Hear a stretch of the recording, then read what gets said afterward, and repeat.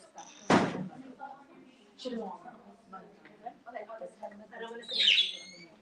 everyone, Assalamualaikum. Shukran ala hudurukum. Thank you all for coming today. So today we are hosting a PAC workshop. It's the first time we do one like this, so I hope you all can benefit and enjoy it. So it's called Palestine Starts at Home, Raising Proud, Grounded Palestinian Children. And it's a workshop for parents and caregivers. So thank you all for bringing your kids. So I already know you're all doing a great job with everything they do with your kids.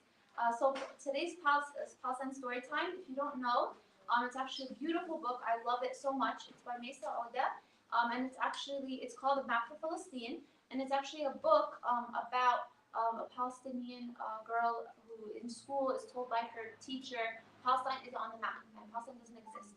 And then she asks her family, and then the family tells her about their family story, originating when they lost their home in the Nakba and were displaced then. So it's very important because, and fitting because today, that's the whole conversation of today. How do we bring Palestine to our children? So this quote is called, "They tried to bury us, they didn't know we were seeds." Has anyone heard of this quote or is familiar with it? Does anyone want to share, like, what does it mean? The Nakba? It is related, but not exactly.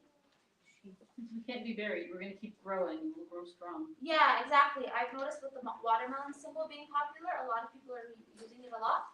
That no matter what and how much Israel and all of its allies try to erase Palestine and erase us, no matter what, us instilling Palestine, the love for Palestine and the pride and the identity, it won't happen. It's impossible for us to be buried.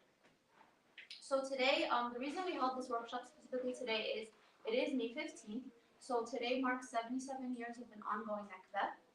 So just a little context for anyone that doesn't know, I'm sure you do, but every year on May 15th, Palestinians across the globe commemorate the Nakba, and it marked the 1948 establishment of the State of Israel. Over 750,000 Palestinians were killed, and at the time, displaced, 15,000 were killed. And at the time, that was the removal of about 70% to 80% of the population of Palestine. So majority of Palestinians were displaced.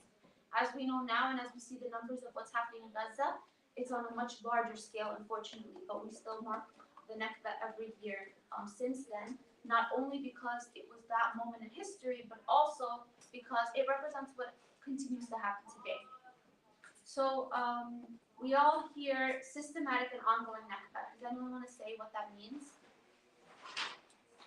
Doesn't stop. Yeah. They keep doing it over and over again. They never stop. Exactly. Like we mark the 1948 Nakba as a moment and as a date, and that's one of the worst in our history. But at the same time, what happened then continues to happen now. So the Nakba is not about just one massacre or 1 year. It has been building and continuing on and on. And what we're witnessing now in Gaza is just a repeat of that same violent system. And why it's so important for us to know this, because I'm assuming can you raise your hand if you knew like the details of the Nakba, of the 48 Nakba? Yeah, like, most of us know, but many people don't know much about it, and it's important not only because it's history and it's something that happened, but also because knowing that history helps us know the present. So it shapes what happens. 2 days ago, we had a documentary screening of Lid, and it told the story of how Lid fell in Nakba. And the entire documentary and so much of what was done to the people in Lid and continues to be done to them are the same patterns that are happening in Gaza. So it's not like it's just a one-time thing. It's not like it's something happening just for one people or one moment. It continues to happen. It's a pattern, and it's part of Israel's playbook. And that is why it's so important for us to know, because that's what we're going to be able to teach to our children. And that is how, knowing that history is how they will know to continue to resist and act against it as well. So, question, and you can be honest. Does anyone want to share, or you can reflect amongst yourself, why are you here and what brought you today? The flyer was appealing.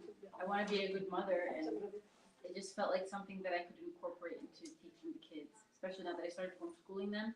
So I want to bring more of who we are into their curriculum. So it was very tempting. Oh, I love that. Okay, I'm gonna tell our designer that the graphic was good. Thank you. And thank you. Yeah, so we want to bring Palestine for our children. I have a 6-year-old son, and my background is in education. But in public school, and that he is a public student in public school, you don't get the education of Palestine in the curriculum. Later, me and Ashley and I can talk about it. Ashley teaches in public school, and I'm sure you all know or have heard stories of parents who have problems because their kids are not allowed to talk about Palestine, or their teachers don't talk about Palestine. But it's important for our kids to know because they need to know the truth. Anyone else want to share? Okay, maybe it was like you wanted to bring your kids, but the reason we did the workshop today, we do Palestine story times often, but we did the workshop because it's not only important for them, it's also important for us. So thank you all for coming today. So why are we here?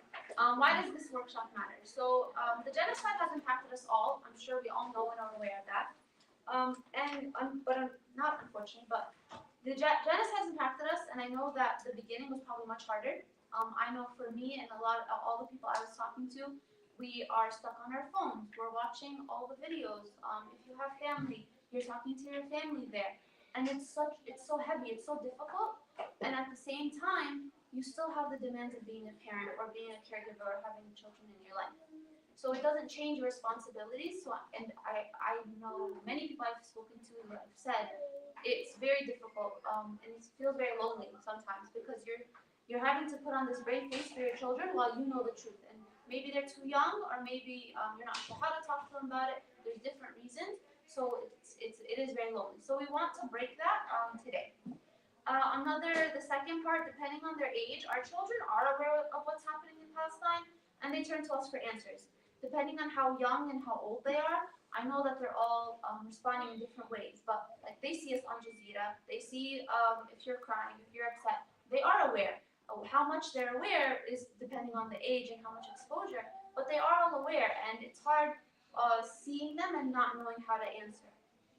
And then the final thing I wanted to just say for here, why we're here, is teaching our kids about Palestine. Honestly, it is a responsibility and a duty on us. I do truly believe that, to teach the truth and teach Palestine and bring it to our children and to their lives and to their homes.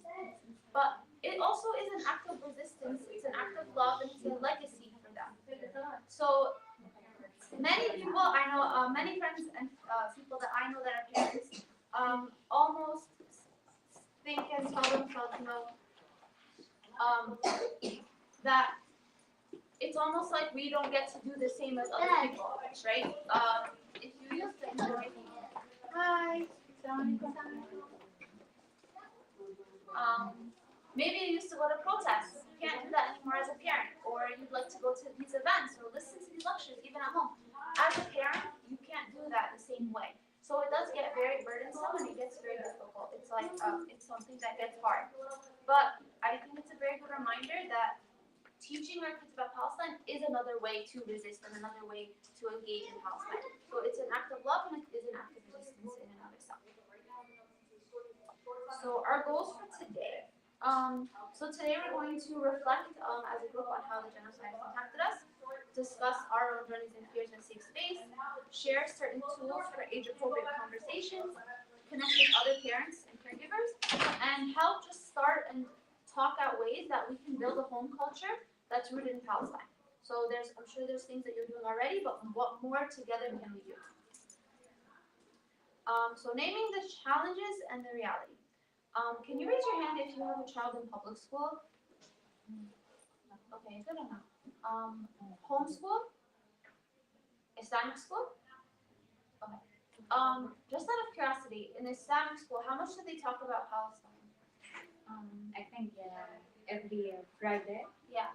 Okay, that's good. So you The guys. chef, yeah. Yeah. So they talk Mention about the about chef. Palestine to the kids. Okay, so they talk about it with the chef, like Islamic. That's amazing. Anyone else? Actually, most of the days, my daughter come to me, told me they talk about Palestine. Perfect. And recently there is a little girl, she's in first grade. They brought her from Gaza to do surgery.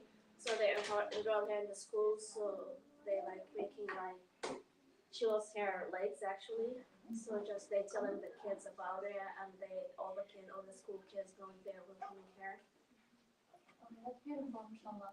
Okay, thank you. Thank you all for sharing. So, I think it's a it's an advantage that our Muslim schools, we have some people that have the ability and the freedom to be able to put their kids in Muslim school, and they do talk about it. But typically, I will say, I think maybe it'll be like in an Islamic sense. Other times it will be cultural. But I just think in general, we should be very aware, even if your school talks about it, that you are talking about it at home. And then for public school, can anyone share? Does your child talk about Palestine at school, or did their teachers or principals? Yeah, not at all, right? My kids were in it. My kids were in public school. My daughter tried to talk about it, and she drew the flag for a project. She said that the teacher just kept saying, oh my, the whole time. Yeah. So I didn't feel like it was with or against the experience, Yeah. really. Just they kind of keep it down. I know there are a lot of Zionists in the school as well. Yeah. So they have to kind of keep a neutral tone. Yes, exactly. So when they talk about Palestine, even though we know the reality, and our kids, inshallah, know the reality that there's a genocide and Israel is an oppressor, typically in public schools, they're still very much, no, not typically in general, public schools, they are generally controlled by that two sides, neutral kind of narrative. So many times there's erasure in the schools, meaning they don't talk about it at all, or there's misinformation. In the past 2 years, we've had incidents from public schools in the area where, and I'm sure you guys have heard it all across the U.S., where teachers will label and stereotype kids if they say they're Palestinian. There have been different instances of racist and derogatory remarks from a teacher to a student that's Palestinian. And then I think it's built into the curriculum that way. So in public school, there is a big disadvantage and it is a challenge. And I think it's one place that we really have to do a lot of work there. And then the other challenges, so we're seeing it on our screens, the genocide constantly, our kids are seeing it. And then there's silence and there's fear, whether it's in our own homes or in the schools, because right now we're in a very scary climate, right? Everyone is being suppressed, and that's very intentional. They don't want you to talk about it. So we have all of these challenges, and it's important to recognize that and try to go against it as best as we can. So this is just a question for everyone, and there's no wrong answer. How much do you share with your children? What do you share, and what do you keep? So I'll start. I'll be honest. So I am the Palestine Education Director here at PAC. My whole job is teaching about Palestine. But my son is 6, and last year, the year before, when the genocide started, it was something I had to ask myself. Like, how much do I share with him or say to him? Because he is young. Should I be? When he was younger, I wouldn't expose him to what's happening. Now with everything happening and with the increase, obviously since the genocide started, and even when we went to Palestine ourselves, there's a struggle, right? Of like, what can I tell my kids, and what should I shelter them from? So so that's my experience. I'll talk more about it later. But does anyone want to share? Like, I'd love to hear from everyone. Like, how do you talk about with your kids? What do you share? What do you think maybe they're too young? And you could share their age, so it could help too. Yes. I have a 3 years old, 6 years old. Actually, I share with them everything. But I didn't let them see everything. Was the things. But yeah, exactly. So I just pick a specific like videos or something like it's safe for them to see it. But about everything, yeah, I talk to them about everything. That's beautiful. Yeah, and exactly like you said, it is very gory. The violence is so open on social media. So maybe not showing them everything, but still telling them so that they know everything that's happening. Yes, that's great. Thank you. I have my 14-year-old now. He hates me to see the news. He begs me every day to stop watching news. Every single day. He says, can we just pray for them without looking at any news? Although I don't put it on the TV, I only see it on my phone. But he still doesn't like me to see it because he feels that I become sad, which is something I tell him, they don't want us to see it. They want to hide it. We have to always, watch the news and, post and not just stay silent, which is something that bothers him. And that bothers me because I don't know how to approach him in a way that can make him less anxious about it. Yeah. He he just wants to ignore it, which kind of bothers me. You know, he would rather play with his friends on video games online or something and not really acknowledge what's going on. My 6 and 8-year-old, I don't let them see any news. They know what's going on, but they're very sensitive. I don't like them to see, but they know. That's really interesting. Like the 14-year-old, I wonder if maybe using different, talking to him about different aspects of Palestine, like a different parts of identity and culture, because it's like I feel like if he's seeing it like when you see this news, it makes you sad. And this is something we realize with our programming, that it's like if you only show the negative or the difficult, it might be difficult for the kids to process. But if you show them both, then it helps. Does that make sense? Yeah, but what's the other side that I can show? Everything is not good right now. There's It's nothing not. really. It's not. But we have Palestinian identity, we have Palestinian pride, we have Palestinian resilience. So showing them, and that's what we do with Hope, and I'll talk about it later, but that's what we do with Hope, that a lot of the kids, so I'll give you an example, when our instructor, our Palestinian instructor before me was teaching Hope, and the kids would learn about the occupation, and they would learn about how the Israeli soldiers are, they would say, we don't want to go there then, like that's scary. My own son said the same thing, I don't want to go back. So I was like, no, but Palestine's a beautiful place, and this is this is our home. It's very special for us to go. So showing him both sides of it, that this is why it's so important for us to hold on to. Does that make sense? I mean, we were there for 6 years. We came right before the war. He knows. Yeah, we came right before the war started. Yeah. SubhanAllah. We were here for a visit, and then we ended up staying. Yeah. But he's still yeah. I need So he grew up. He knows what's happening, and he sees it all. Yeah, and he's the kind of person that gets a lot of phobias. He gets very worried, so he tries to kind of just avoid. Inshallah, I'll find a good approach for him, or maybe he's just gonna outgrow it. Yeah, we should try to maybe bring him to pack. Yes, Halima. I have a question. Have you ever taken him to a rally? No, I went to a rally only once. I went to a protest, and he begged to go with me, but I was worried that it wouldn't be a safe environment for him, so I refused. Afterwards, I regretted it, but I don't want to go back. So I only ask because my nephew is very similar. He's 8. Zayd is very much like he doesn't like conflict. He's very reserved. He doesn't like to see his mother upset.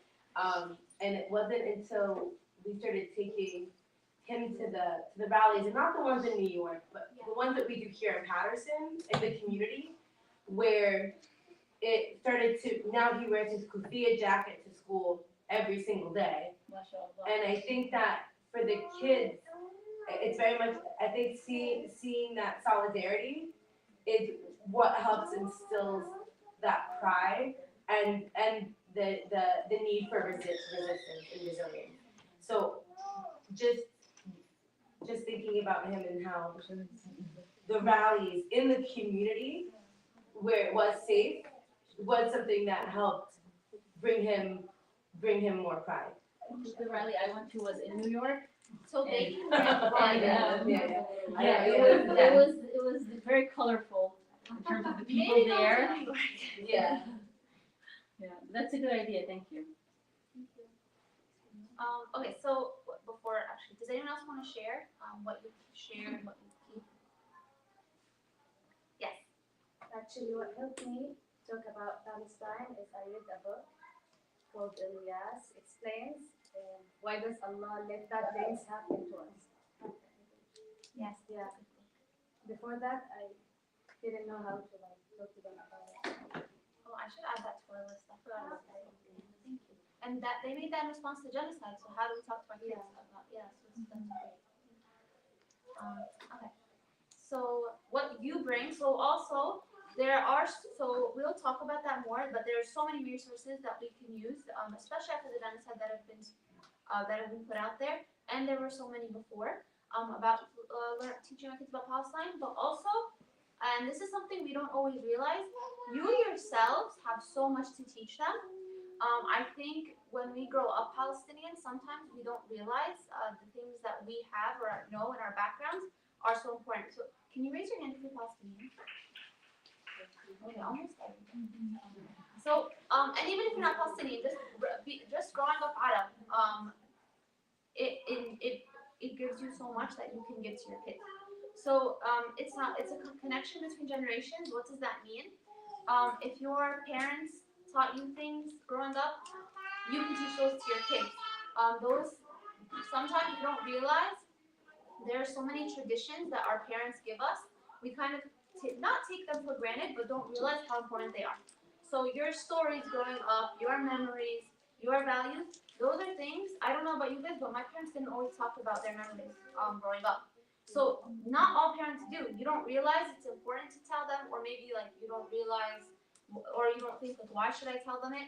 Or maybe whatever reason it is. But those on their own are so important to teaching our kids about Palestine and letting them grow up with those same memories and not letting it be lost.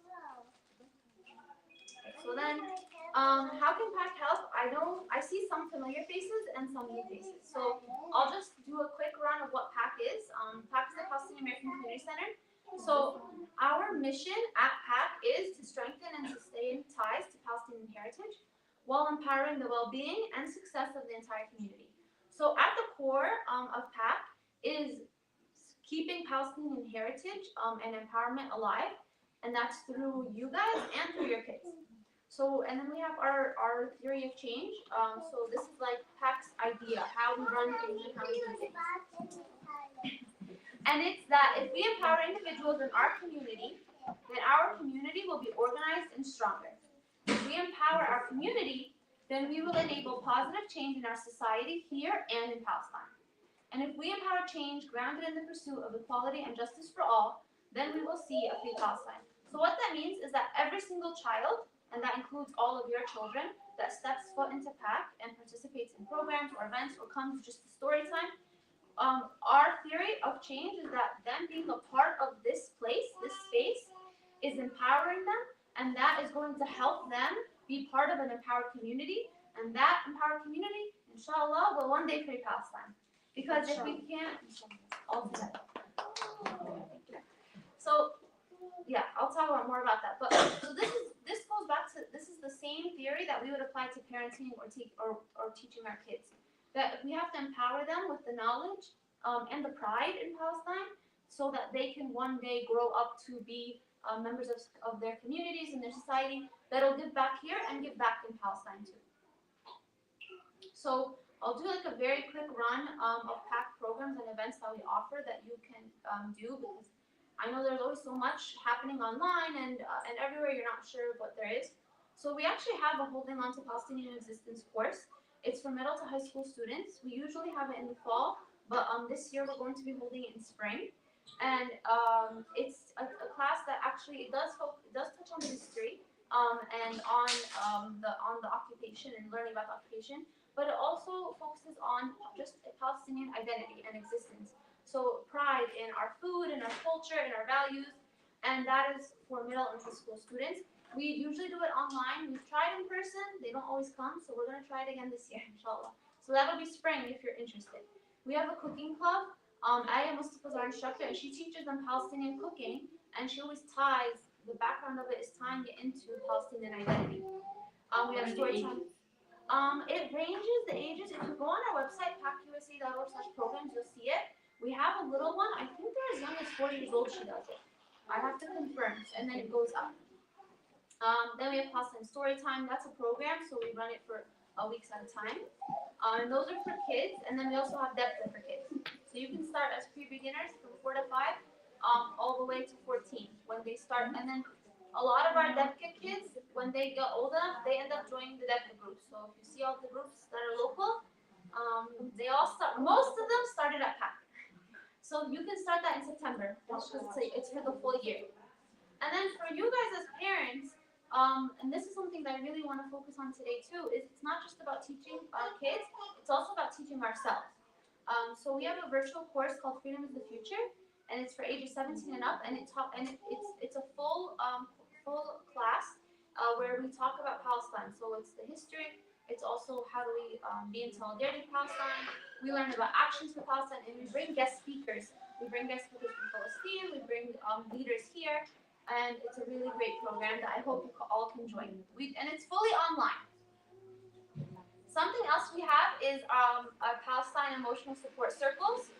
So we actually have a therapist that leads these circles, and people do group discussions. It's a really great outlet to not only talk about Palestine, but just for yourself. And they do provide childcare. They do.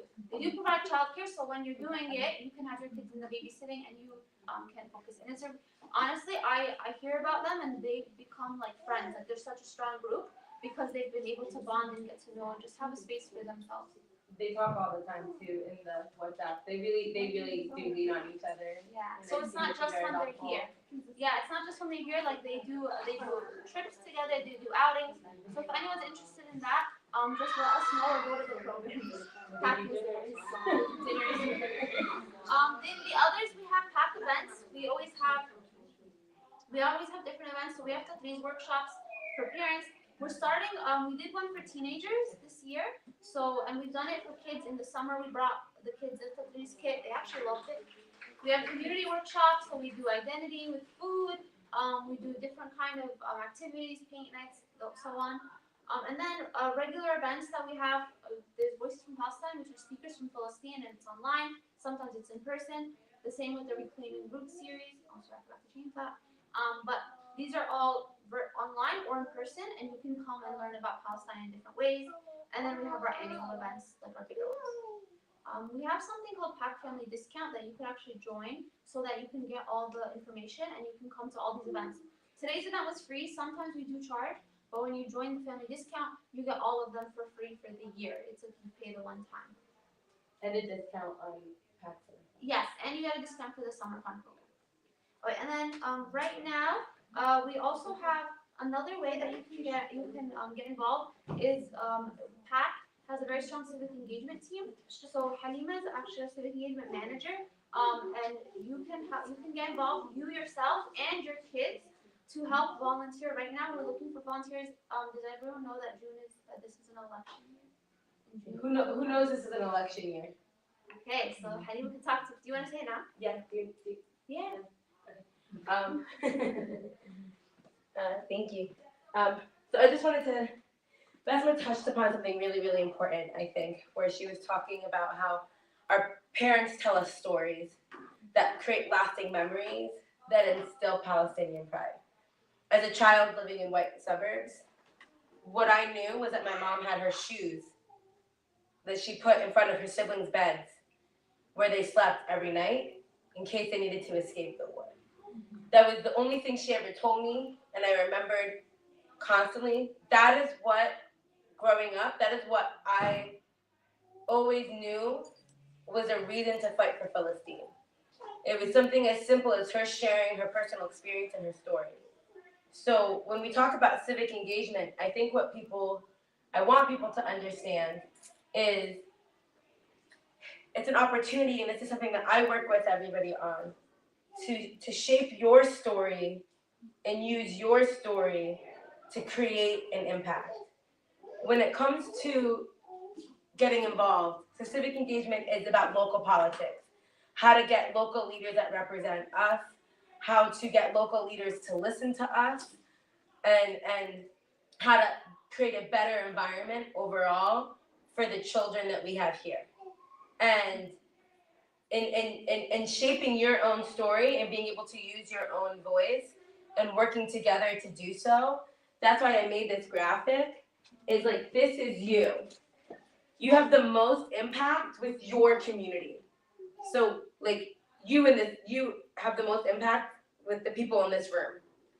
And then when the community comes together, this group here has the most impact in the city. And then when you get the city on board, you have the impact in the Assembly and the Senate. Those are the two governing bodies in the state. You have an Assembly, you have a Senate. So I created guides because they make it very difficult for anyone, regardless of your background, to understand local politics because it's where we have the most power. So I made a really, I worked with a woman who came from Gaza last year, and I made sure she understood it. So that, and there's in English and in Arabic, so that this way we can start to learn about the power that we have locally. And what I started in campaigns, not because I went to school for it, but because I needed to learn about local politics. I realized that in my mid-20s. And then when I did, I realized that it needed to be more understandable.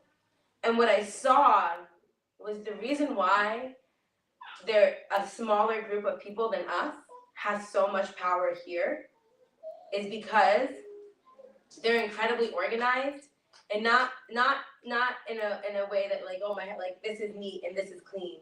Like they knock doors, they make phone calls, they spend money on politics.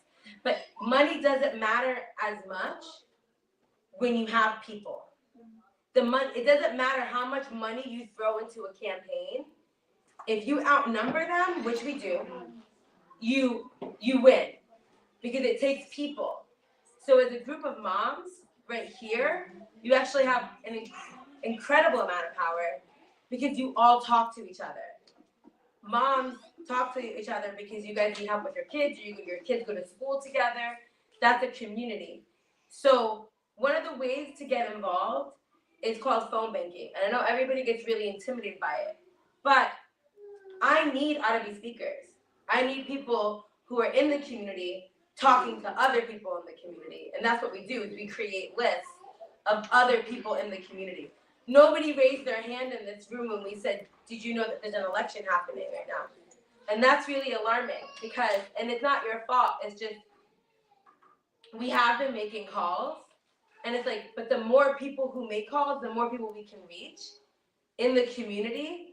Because this election is more important than the presidential election. Because this election is how we decide who runs in November. So like right now, there's like 5 people in the Democratic Party and 5 people in the Republican Party. And you get to decide which of these 5 people get to run for the Democratic Party in November and get to run for the Republican Party in November. Is anyone good? Nobody is great. Let's be real. We're not there yet. We need to build our leadership up. That's why we have things like ACE and GOT. We need to take the youth, and this is why it's so important for your kids. My sister, she makes phone calls for me. So do her kids. It's 3 hours at most, and it's very leisurely. You can bring your kids too. I make it so easy, and then you can do it from home. But most people don't, so we like to do it in person. But other people who have been doing it do it from home. I make it so easy for everybody to do. It's just a link, and you can call through a number that's not your phone number, so it doesn't trace back to you. And you're only calling other Arabs in the community, and you're letting them know, this June 10th, we have a primary. We get to choose. And you ask if there's anyone good. There's someone better in the Democratic Party than somebody here who's literally trying to shut PAC down, who's also running for the same party. Huh? I know, that's why I'm not saying names. So there are people who are very much against us and people who are for us in the same party. So what happens in politics all the time is by the time you get to the election that everybody knows about, it's too late. We didn't get to pick the person that represents us. We got stuck with somebody who did it. Which is why it's so important. And the other big thing is realistically, we can sway it because not just our community, but the majority of people don't know about a primary. That's the election happening in June. A majority of people don't get involved in a local election. The number is 12%. 12% of the population elects our leaders. If we as a community, because we're large, and we're close together in proximity, like we live next to each other, if we actually had these one-on-one conversations with each other that make an impact and continue to grow that, we would be able to sway these elections and have elected leaders that have to listen to us because regardless of the money, we are the ones who gave them a job. And you know how they know that? Every single person in this room who is a registered voter has a score. If you don't vote, they can see you don't vote. So when you call for a ceasefire or you call to stop IRA that says you want to protect your free speech and you give them your name, they look you up and they can see every election you've ever voted in. And if you're not a voter, they don't care. But if you are a voter, then they go, I'll have a meeting with you. I can talk to you. Especially when you vote as a block and as a community. And we're not voting as individuals. There are other organizations, there are other Muslim organizations like CARE that do endorsements. An endorsement is they tell you who the community is supporting. So instead of you having to do the research, you just follow the community and we vote together. So that's how we create change, but it has to happen through direct conversations, which is why it's so important. What is 2 months of your life? 3 hours a week. I mean, that's like what, 6? That's maybe 12 hours in 2 months to be able to potentially divest $20 million from Israel, because that's an option this year if we get the right governor. $20 million away, because if we get the right governor, he can appoint somebody who's gonna not re-sign these contracts that are ending this November. The other thing I'm doing that I wanna make sure everybody knows about is because I know how complicated this all is. Starting June 16th, every Monday from 5 to 7, you can sign on online, and I'm gonna hold open office hours where you can come and ask me questions. There is no such thing as a stupid question. And I mean that. The whole point of me doing this is for us to learn and for us to teach each other. So I'm holding these office hours because I want you to ask me questions about local politics, about current events, about bills that are becoming laws in New Jersey. I want you to come and just talk to me so that we can learn.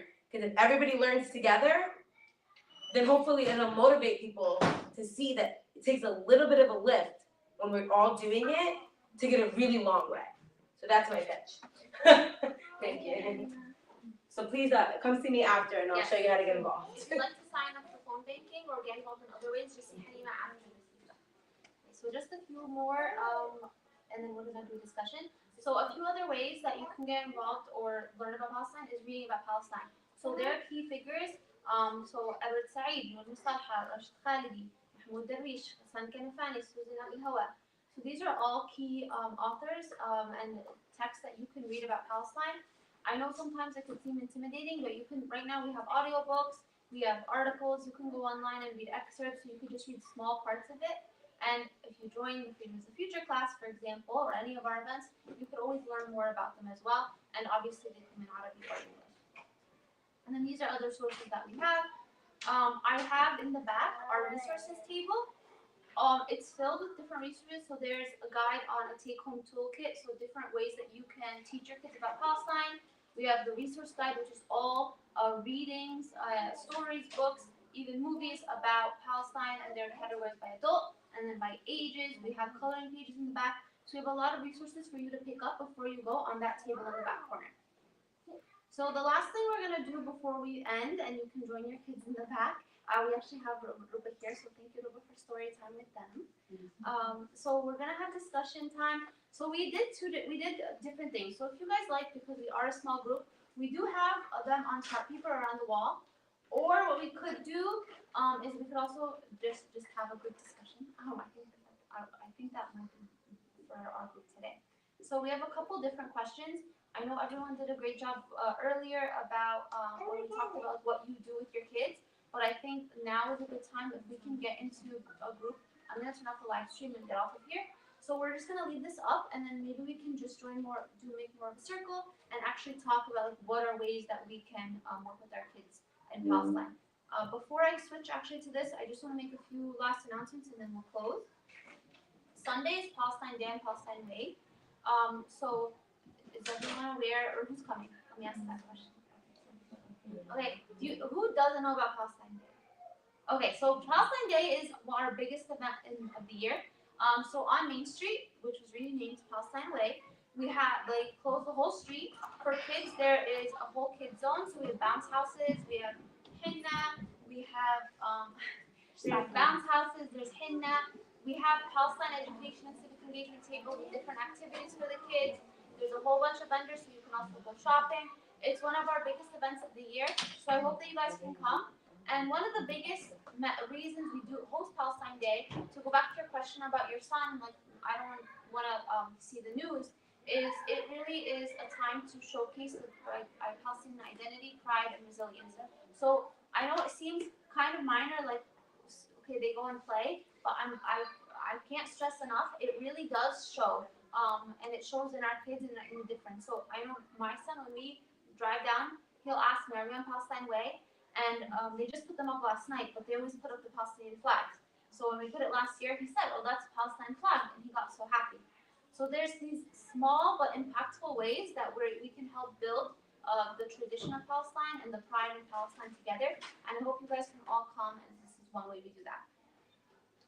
We do have a community needs survey, so if you do come to PAC, or if you're just starting to come, and I hope I see you all more, if we do have this survey, if you fill it out, I think you enter a raffle.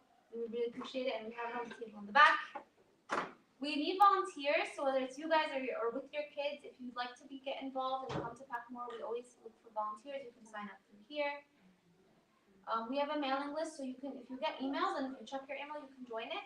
Or if you prefer social media, we are on all social media. I don't know how everyone came today, but you'll get different updates.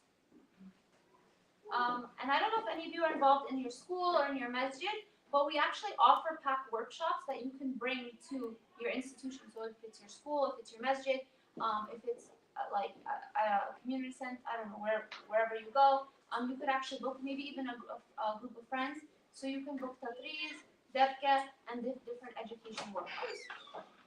Okay, so then, this is my son. So we can close for this part, and then let's have the group discussion. We'll just get into a circle so we can all be together.